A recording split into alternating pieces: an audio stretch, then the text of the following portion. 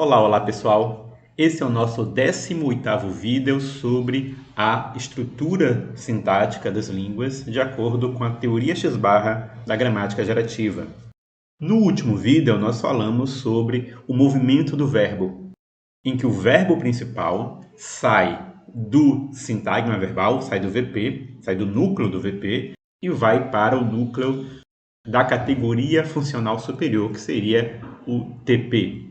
Como vocês podem ver na representação na tela, em que o verbo cantar sai da posição de núcleo do VP e se move para a posição de núcleo do TP para se combinar com a informação gramatical de tempo, que no caso seria o morfema OU. Essa representação, como vocês podem ver, é simplificada. Eu não coloquei os outros elementos da sentença para que vocês vissem apenas esse movimento do verbo.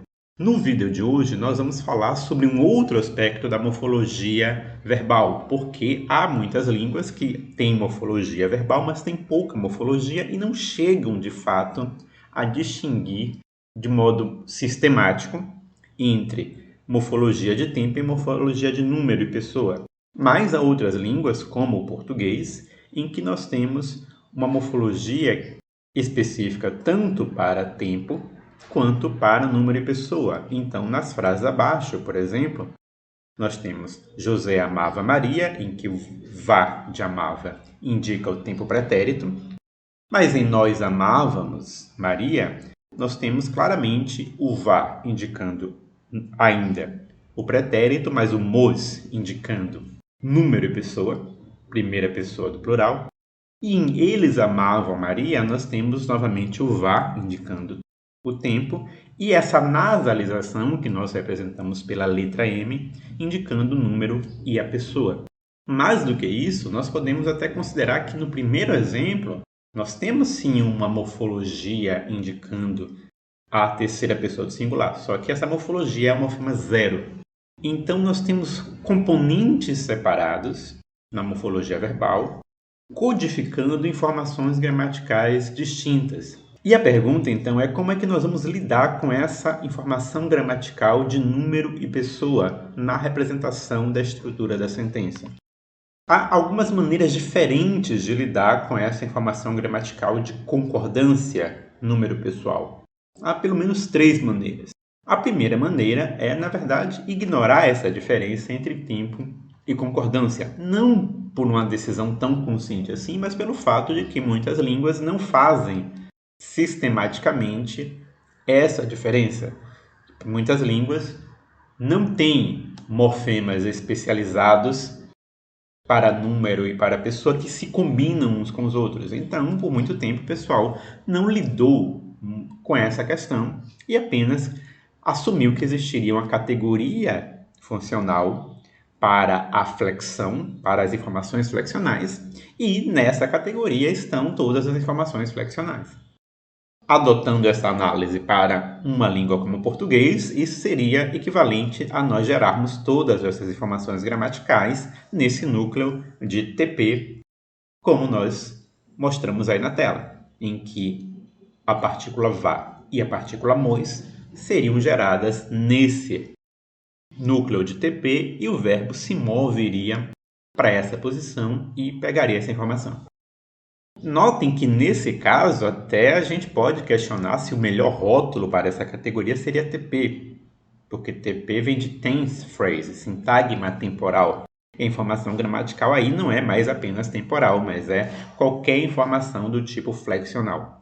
Então, o rótulo que costumava ser usado, na verdade, não era TP. TP é um rótulo que surgiu depois, é um rótulo mais moderno, digamos assim. O rótulo seria IP, de inflectional phrase, ou seja, sintagma flexional, sintagma de flexão. A outra maneira de lidar com essa morfologia é assumir que não, que cada tipo de informação gramatical corresponde a uma categoria gramatical, uma categoria funcional diferente, projetada na estrutura da sentença. Então, isso que nós chamávamos até então de IP, para qualquer informação flexional, na verdade teria que ser fundido, teria que ser diferenciado em duas categorias diferentes. Nós teríamos a categoria de TP, que nós já conhecemos, já utilizamos em vídeos anteriores, mas nós teríamos em acréscimo a isso uma categoria de AgriP. Agri aí é abreviatura para Agreement, que significa concordância, ou seja, um sintagma de concordância, é uma categoria funcional especializada para codificar a concordância verbal. Nesse tipo de representação, nós teríamos então a raiz verbal gerada no núcleo de VP, como vocês veem na tela, a informação gramatical de tempo, no caso, o VA, mas poderia ser um morfema zero, poderia ser apenas um traço abstrato, alguma coisa desse tipo, codificada no núcleo de TP, e o morfema MOS, ou outro morfema equivalente ao mesmo morfema zero, realizado no núcleo da categoria de AgriP. E, na derivação dessa sentença, nós teríamos, na verdade, o verbo se movendo duas vezes. Ele se moveria do núcleo de VP para o núcleo de TP. Nessa posição, ele se colaria a informação gramatical de tempo, nesse caso, ao morfema VA. Mas isso não termina a sentença, isso não termina a derivação da sentença, porque agora essa categoria, esse núcleo T, que tem o verbo ama e o morfema vá, tem que se mover para o núcleo superior, o núcleo de AgriP, para pegar a informação gramatical de concordância, de número de pessoa, gerando a forma amávamos. Notem que essa representação é uma representação simplificada porque nós omitimos todos os outros elementos da sentença. Então vamos ver como ficaria a derivação com todos os outros elementos que haviam na frase. Então a frase é nós amávamos Maria. Então nós teríamos nessa frase o MOS na posição de núcleo de AgriP, o VA na posição de núcleo de TP, o verbo ama no núcleo de VP, o nós na posição de especificador de VP e o DP Maria na posição de complemento do VP. Essa é a estrutura profunda. Para gerar a estrutura superficial, uma coisa importante agora. Há dois tipos de movimento acontecendo nessa derivação. Na tela vocês podem ver agora a representação da estrutura superficial dessa sentença, depois que todos os movimentos já aconteceram. E, basicamente, nós temos dois tipos de movimento. O movimento cíclico do verbo, em que o verbo ama vai passar por duas posições diferentes, como nós vimos antes. Vai passar pelo núcleo de TP e pelo núcleo de AgriP, para pegar a informação gramatical de tempo e de concordância. Mas não podemos esquecer o outro tipo de movimento que vai acontecer, que também vai ser um movimento cíclico, em que o DP, que é o especificador, é o argumento externo do verbo ama, vai ser promovido a sujeito. Só que essa promoção também vai ser através de um movimento cíclico. Esse elemento vai primeiro se mover para a posição de especificador da categoria imediatamente superior, que é o especificador de TP. Nessa posição, esse DP estabelece uma relação com o núcleo de tempo. E depois há um outro movimento desse DP para a posição de especificador de AgriP. E nessa posição, ele estabelece uma relação com o núcleo de concordância, o núcleo Agri. E aí a concordância sujeito-verbo é estabelecida ou é checada. Uma informação teórica importante é que antes, então, nós utilizávamos, na teoria gerativa, apenas o rótulo IP como a categoria flexional que dominava o VP. Foi um autor chamado Pollock que, em 89, mostrou que era preciso assumir que o IP não era uma categoria única, mas eram duas categorias funcionais diferentes, duas categorias distintas, que ele chamou de TP e de AgriP. Essa proposta de Pollock foi necessária para explicar certas estruturas sintáticas do francês em comparação com o inglês e com outras línguas. Então era necessário assumir que havia mais uma posição de pouso possível para o verbo para explicar certas diferenças na ordem entre o verbo, alguns tipos de advérbios e alguns elementos negativos. E só um movimento não explicaria as várias possibilidades de ordem sintática. Eu não vou poder falar aqui nesse vídeo sobre essas estruturas com as quais Pollock trabalhou, talvez a gente possa falar sobre elas em outro vídeo.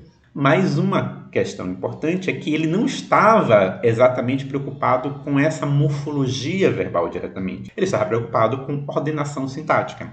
E por causa disso, ele propôs uma hierarquia em que o TP dominava o AgriP e o AgriP dominava o VP. Então, o AgriP ficando no meio entre o TP e o VP, como vocês veem na tela. Essa proposta de Pollock foi muito aceita, foi muito difundida, e vários autores começaram a assumir isso, mas uma autora chamada Belletti propõe uma alteração nessa ordem.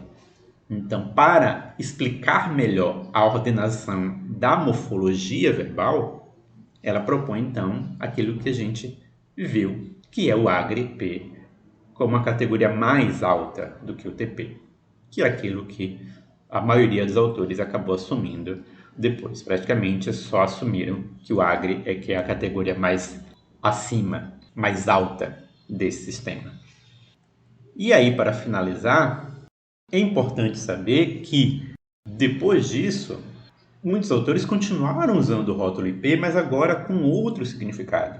O uso do rótulo IP não significava mais que havia apenas uma categoria funcional, mas que era apenas uma forma de resumir.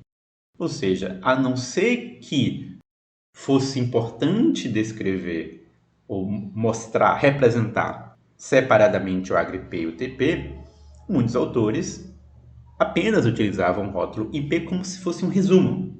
Ou seja, eu não estou entrando nos detalhes desta parte da estrutura porque o meu foco principal é discutir um outro aspecto sintático. Então, é muito comum ver representações desse tipo, como na tela, em que IP é o único rótulo, mas o autor não está assumindo que existe apenas uma categoria. Ele apenas não está entrando em detalhes de que há mais de um elemento. Então, o IP aí não é mais uma categoria, mas é um resumo de duas ou até mais categorias funcionais, flexionais, que existam na estrutura da sentença. Dito isso, também passou a ficar recorrente o uso da expressão sistema IP. E o sistema IP mostra claramente a ideia de que existem várias categorias flexionais acima do VP que vão codificar certos tipos de informações gramaticais. Não todo tipo de informação gramatical, ou seja, pode haver outras categorias sintáticas, outras categorias funcionais que não são do tipo flexional, que não fariam parte do IP. Mas IP agora abrangeria qualquer coisa do tipo AgriP, TP, o ASP-IP que nós vimos, né, o aspecto, o sintagma de aspecto, e talvez o MOOD-P, o sintagma de modo ou de modalidade, por exemplo. Então, nesse vídeo nós ficamos por aqui. Até a próxima. E Deus abençoe vocês.